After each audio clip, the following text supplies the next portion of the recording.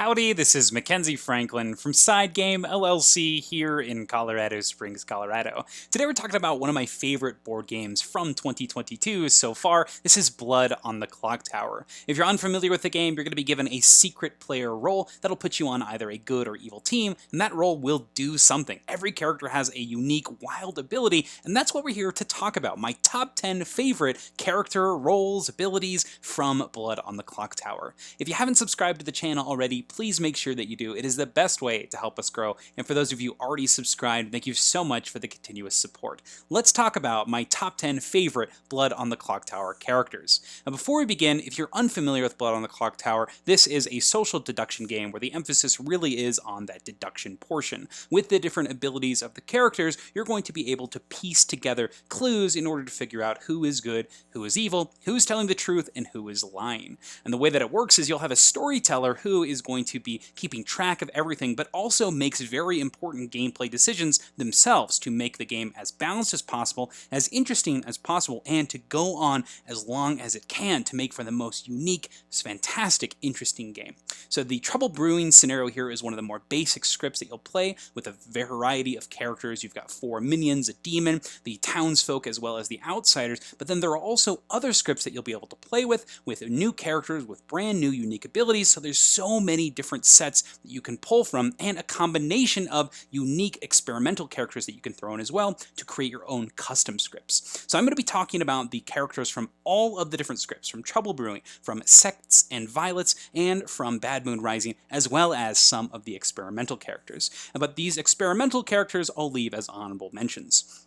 Let's go ahead and start off with those honorable mentions, starting off with the Amnesiac. So this is one of those experimental characters, and this one has an ability where the storyteller gets to have a lot of fun. And maybe that's one of the reasons I like it so much. So the Amnesiac states that you don't know what your ability is, and each day you'll privately guess what it is, and you learn how accurate you are. And so the storyteller will say hot or cold based on the response that they're given. So I think that this townsfolk here, this is one of the good players. So there's townsfolk and outsiders. The townsfolk are one of the good players who they are trying to ensure that they figure out who the demon is and take them out, and they have an ability that's going to be beneficial for that purpose. So the Amnesiac here, right off the bat, you have a very powerful ability, you just don't know what your ability actually means. So I love how the arc of your game is going to be using the information that you are getting, trying out different theories and tests, maybe pointing to things, repeating your points, and just figuring out where you're sitting in relation with other people. You're thinking of the entire game as a whole to figure out your ability. And then as the storyteller, you are able to give a ability based on what you think is going to be helpful for the good team and the setting that they're playing. The Amnesiac is a very flexible role for the storyteller as well as the player who's actually sitting as that Amnesiac, and I think that it makes for an awesome game, and it's one that you need to give a try if you're playing with a custom script.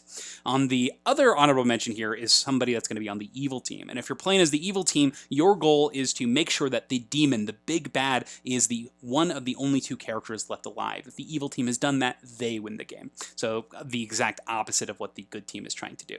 And my favorite custom script character is Lil Monsta. This is a demon, so they're the big bad. However, it's a very unique demon because the chip doesn't actually go into the bag. This chip is going to sit inside of your little area, and every night, instead of waking up the demon, and normally the demon will kill somebody, Lil Monsta is going to be babysat by somebody. So all the minions wake up, and they have a small little council where they decide who gets to babysit Lil Monsta that turn.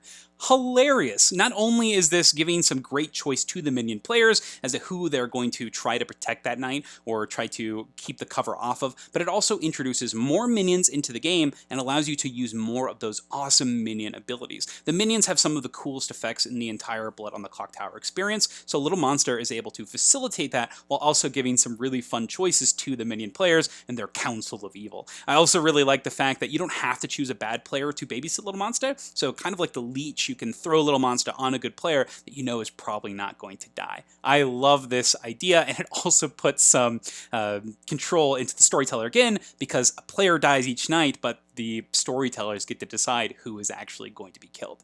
A wonderful experience here. I think that if you are playing a custom script, try out the Amnesiac, and of course, Lil Monsta. So those are my honorable mentions. Let's talk about the characters that come in the game, the ones from the official scripts, starting off with number 10.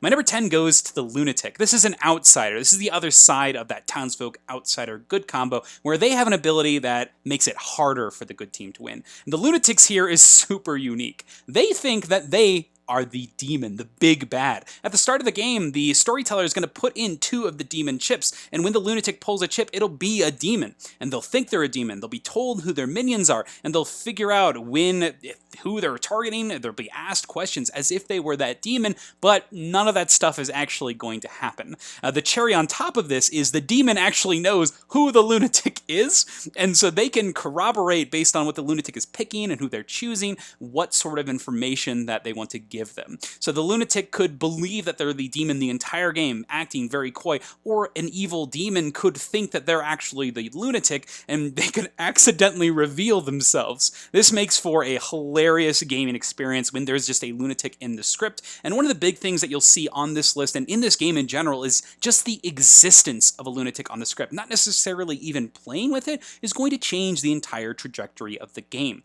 because this is a potential of one of the roles that players could be. If you're playing with 8 players, there's a whole bunch of roles that you're not using. I think there are 13 different townsfolk, and you're only maybe using 6 of them at a time, so with that 8-player count, so you have a very high potential of this being in the game, but also not being in the game. And either of those results is going to make for a hilarious experience. So the Lunatic, that moment when somebody realizes they're a Lunatic is golden. My wife, Ariana, is really bad at being an evil player. And one day she was the Lunatic, thinking that she was a demon. And as soon as she figured out that her kills weren't working and things weren't lining up, she was so relieved. She announced publicly that she was the Lunatic, and she had figured it out. It was a wonderful experience, and it's one of those moments that I will not forget. Amazing character. This is the Lunatic, the outsider from Bad Moon Rising.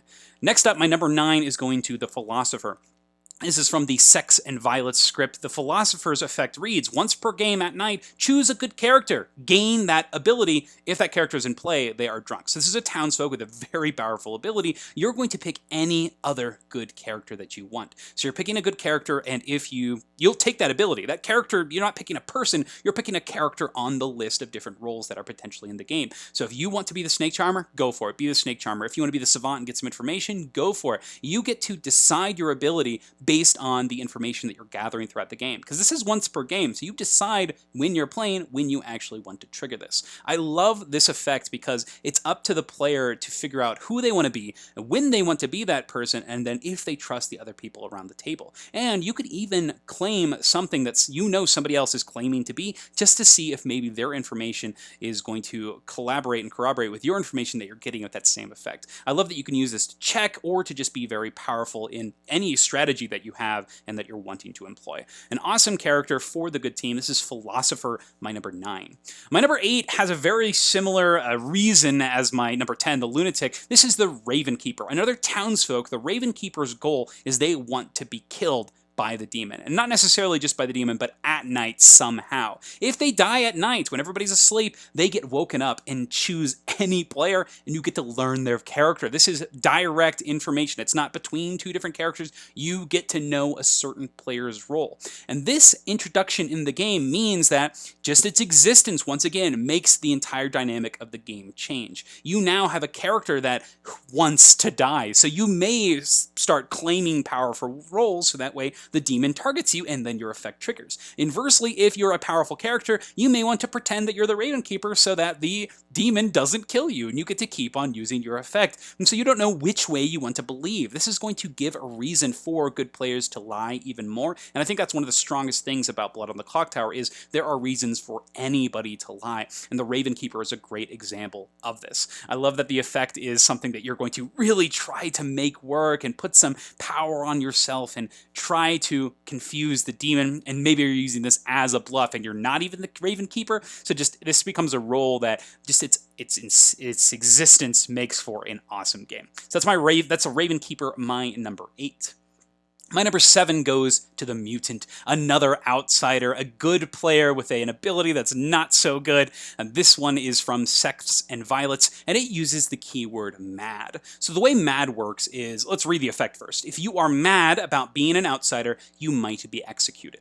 So mad means that you have to convince other people. You have to do it, and the storyteller needs to see this. You have to convince people that you are this thing. And that if you do that, you are considered being mad. So this text reads, if you are mad about being an outsider, so if you're telling people that you're an outsider, if you're explaining that, hey, I'm the mutant, then you are being mad that you are an outsider, and you might be executed. So if the storyteller sees that you are telling people that you are an outsider or the mutant, they might execute you. And when somebody's executed, they are killed, and then the day ends, only one execution per day. So this is an awesome role because not only does it force a player to lie if they want to stay alive, but it's also an ability you can totally ignore. Madness is a mechanism that you can choose to engage or you can disengage with whenever you want. If you feel like it's time to reveal that you are actually the mutant, you can do that. You can tell people, oh, I'm actually the mutant. I was pretending this whole time.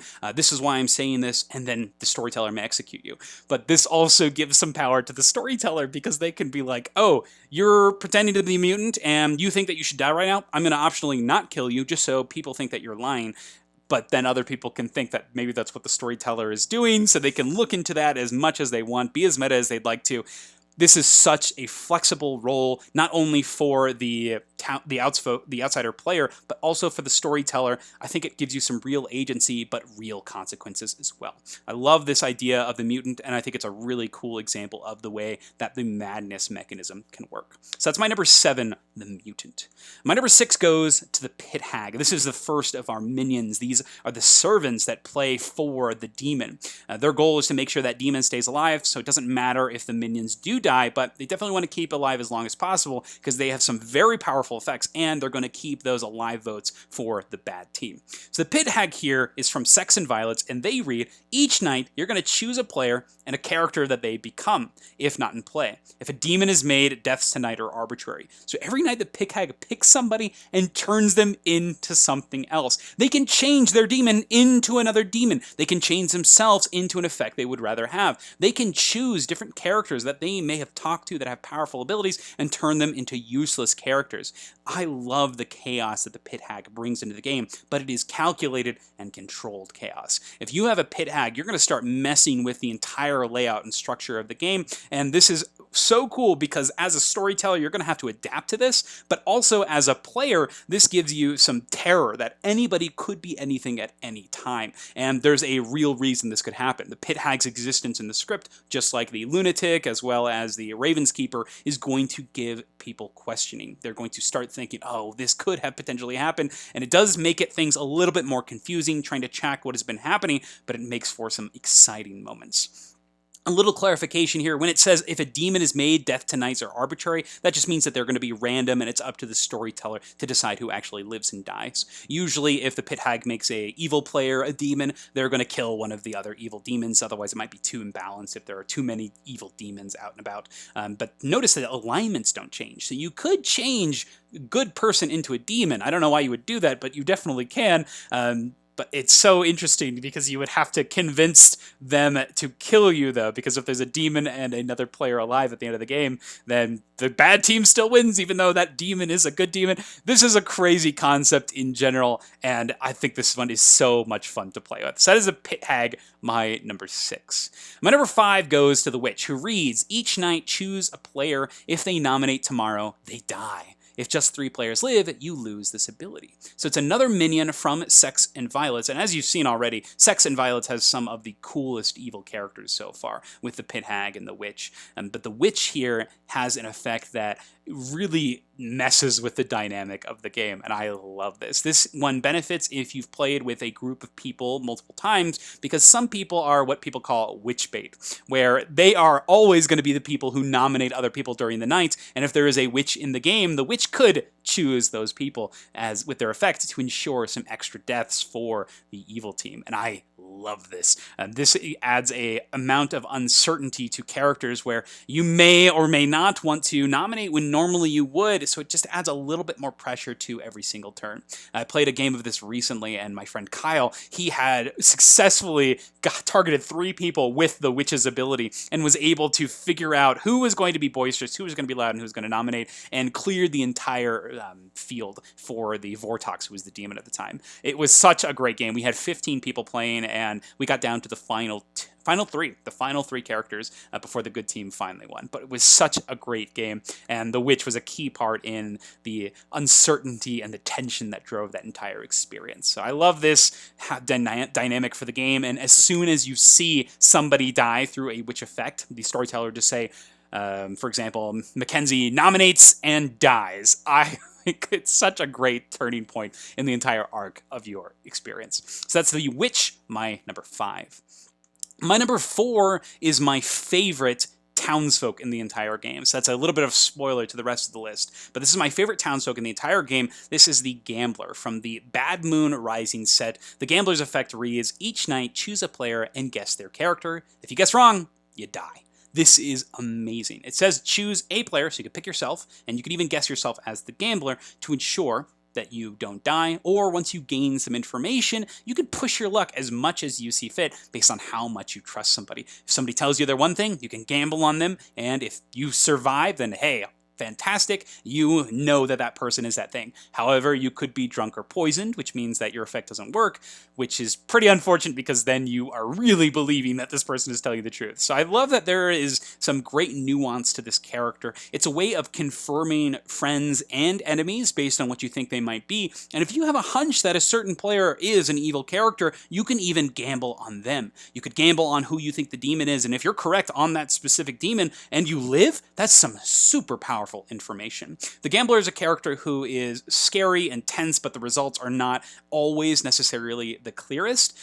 During the night, multiple characters could die just from the demon killing, and so the Gambler's effect might look as if it read and worked appropriately, but maybe it didn't based on the demons that were in existence. There's a lot of layers on the Gambler character, but any script that has a Gambler on it, I am excited because that means that I have the potential to be this townsfolk. So the Gambler, the best townsfolk in the game, this is my number 4. My number 3 goes to my favorite minion in the game, and this is actually from the original Trouble Brewing set. This is the Poisoner, and the Poisoner reads, each night choose a player, they're poisoned tonight and tomorrow day. Poison is one of the best mechanisms in this game. Poison and drunk do the same thing, but poison means that your effect does not work. But the cool thing about this is most people who are poisoned or drunk, they don't actually realize that they are poisoned or drunk. If they are going to get any information or if they have an ability, the storyteller is going to wake them up. For example, if you are a character that gets information at night, the storyteller will still wake you up at night. They're going to give you information and then put you back to sleep. You have no idea that you are actually poisoned. When a character that gets information is poisoned, though, the information they get is usually wrong, or it might be right if that is more unhelpful. It's up for the storyteller to decide. So I love the existence of this and the way that the Poisoner is going to calculate who they're going to be picking to poison every night. They're going to decide based on the conversations they've had, based on their conversations with their demon, who is most important to turn off the ability. I love the Poisoner's effect because it always adds some uncertainty to the game, but also amazing choice for the player who is the Poisoner and the team that they are on. This is a great effect, and sometimes you'll even see this in being used with the good team because there's a good character called the Alchemist who can get the ability of a minion, not in play minion, and the Poisoner is sometimes an effect that they get. So having this controlled form of poisoning, you could even do things like poison the demon. I love these effects. I love the way that the Poisoner works in general and the great moments that can be revealed at the end of the game once you do that final roll call and you say, yes, this character learned this but was poisoned because of this. It's got some great reveals into it and a lot of power and a lot of misinformation spread. So that's the Poisoner, my favorite minion. That's my number 3. My number 2 goes to my favorite demon in the entire game. This is the Shabaloth. So the Shabaloth is from Bad Moon Rising, and its effect reads, each night choose 2 players, they die. A dead player you chose last night might be regurgitated. This effect is so awesome. As you saw with some of the other effects, there are multiple ways that people may die at night, but the Shabaloth is a guaranteed 2 kills each night. And then at the storyteller's discretion, they may revive the people that you killed, or one of the people you killed the previous night. So during the early parts of the game, people start dropping like flies, but there are characters that can give protection effects, which means they may work, which might allude that there's not a Shabaloth in the game. Maybe only one person is dying, or maybe nobody dies. Maybe somebody got really lucky with their protection effects. Maybe the Shabaloth is drunk. But the effect of the regurgitation is so fascinating. There are a lot of characters that'll get effects when they get regurgitated because they're being brought back into the game. There are characters that there are points in the game where the storyteller may optionally choose not to regurgitate just to mess with different effects. There are other characters who revive characters, particularly the Professor, I believe, is that character. They can pick characters to revive. So they may use the Shabaloth effect to revive just to make it look like the Professor used their effect. There's a lot that can be done with the Shabaloth. And the fact that you have this immediate pressure, this pace to the game that is being heightened with the 2 people dying every night, it's terrifying. I love that this gives that option, though, for the storyteller to balance as well. You have the storyteller trying to make sure the game is as even as fair as possible. So if you see that the evil team is running away with it, you start regurgitating. You slow down that evil team while not taking away the choice of the demon. The demon is still given the 2 characters that they want to kill. They don't have to worry about that regurgitation until the next night. So maybe they are going for those heavy information rolls, and you are bringing back up heavy information rolls from the night before. And so they have this information still, but it's a bit staggered. I really like the Shabaloth. I think it gives you a lot of choice as the demon. It gives you some great choice as the storyteller. And if you haven't noticed, a lot of these things that I'm talking about come from the perspective of a storyteller. I've played about 23 games of Blood on the Clocktower now, and I've story told for 20 of them. So I've only played 3 times, actually, but I still think storytelling is basically playing. You get to make about as many decisions as the other players do, sometimes even more. So I love being the storyteller, and the Shabaloth is not only a demon that is fun to play as, but also as a demon that you can storytell as. So love this one. That is my number 2, the Shabaloth. But my number 1 character in Blood on the Clocktower, the best character in my opinion, and the one that really just encapsulates Blood on the Clocktower, is the Drunk. This is an outsider from Bad Moon Rising, or so from Trouble Brewing. This is from the initial pack.